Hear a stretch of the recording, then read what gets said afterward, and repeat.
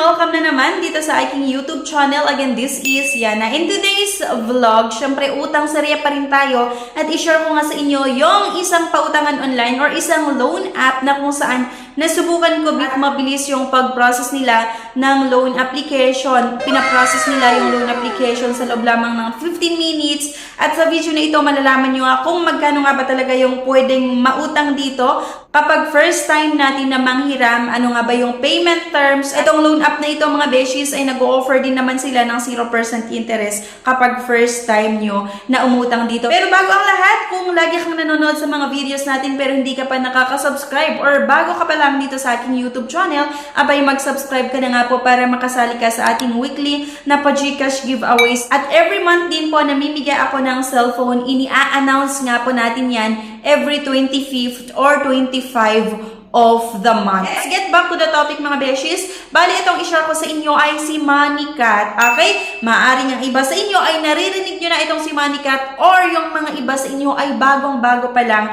sa mga ganitong pautangan online or sa mga ganitong loan app. Itong si Moneycat nga mga beshies ay pwede tayong umutang ng 1,000 hanggang 20,000 pesos. At nag-o-offer nga din po sila ng hanggang 30 days na payment terms. Actually, itong si Moneycat before, nung inuutangan ko din siya, ang laging ino-offer sa akin na payment terms, kahit reloaner ako hanggang 10 days lang, hanggang 14 days. Pero nung sinubukan ko ngayon, after ilang buwan ang nakalipas na, abay nag-offer sila ng 30 days din na payment terms. Medyo okay din pala pagdating nga sa loan terms. Kaya medyo nagustuhan ko yon. And nag-offer na sila ng 0% interest kapag first time nyo na umutang. Kaya lang, eto mga beshies kay Moneycat, based on my experience, ang nilagay ko na loan amount nung umutang ako ay 20,000 pesos. Kaya lang, ang naaprubahan lang ay 600 pesos. Though, yung 600 pesos, wala siyang interest. Pero yun nga po, kapag first time nyo na umutang dito, ay napakababa talaga yung amount na pinapautang nila. Pero once na binayaran nyo on or before yung due date, ay agad-agad din naman talaga na tumaas or tataas yung loan amount na pwede nga nating mautang. Actually, from 1,000, nag-offer na agad sila sa akin ng 4,500 and next loan ko, nag-offer sila ng 9,000 hanggang 11,000, ganyan. Umabot pa nga ng 15,000 before pero hindi ko na siya sinubukan kasi nag-start ako na manghiram kasi kay Moneycat nung nagkaroon ng pandemic and at nung last year din, sinubukan ko siya para sa isang reviews natin at ngayon nga, ay abay sinubukan ko ulit kasi gusto kong makita kung paano nga ba yung interest and processing fees, kung meron nga bang nagbago doon sa loan terms na ino-offer nila. And ayun nga po, nag-offer na sila sa akin ng hanggang 1 month na payment terms. And then si Moneycat mga beshies, okay siya, lalong-lalo kapag first time nyo na umutang dito. Kasi nga po, meron silang ino-offer na 0% interest nga. Kaya lang kapag reloaner kayo, nagkakaroon na rin kasi yan ng interest and processing fees. Kaya option nyo na yan kung gusto nyo mag-reloan dito kay Moneycat or hindi. Kaya ang advice ko, okay nga lang kapag first time natin na manghiram dito. Pero make sure lang talaga na meron kayong pambayad at hindi mag-pause due ang inyong account. Kasi sa akin dati, isa sa mga experience ko, ang dami talaga yung tumatawag sa akin and nagme-message regarding doon sa pause due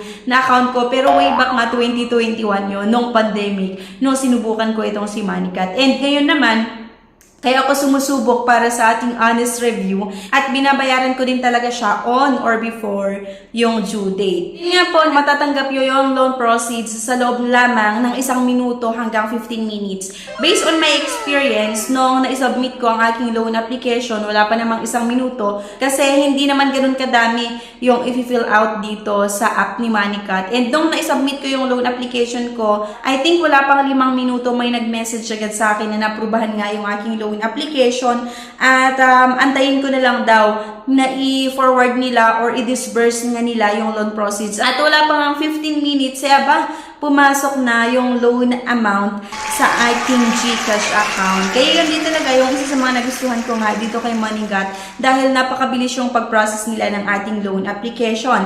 Pero palagi ko nga sinasabi sa inyo na nasa sa inyo pa rin yan. Option nyo pa rin kung gusto nyong i-consider si Moneycat. Mas maganda nga na bago nyo subukan, pwede nyong i-download, i-explore nyo muna itong pautangan na ito at mag-research din tayo. I-check din natin yung mga iba na nakasubok dito. Maari nga na sa akin, maganda naman yung experience ko kasi nga binabayaran ko siya on or before yung due date.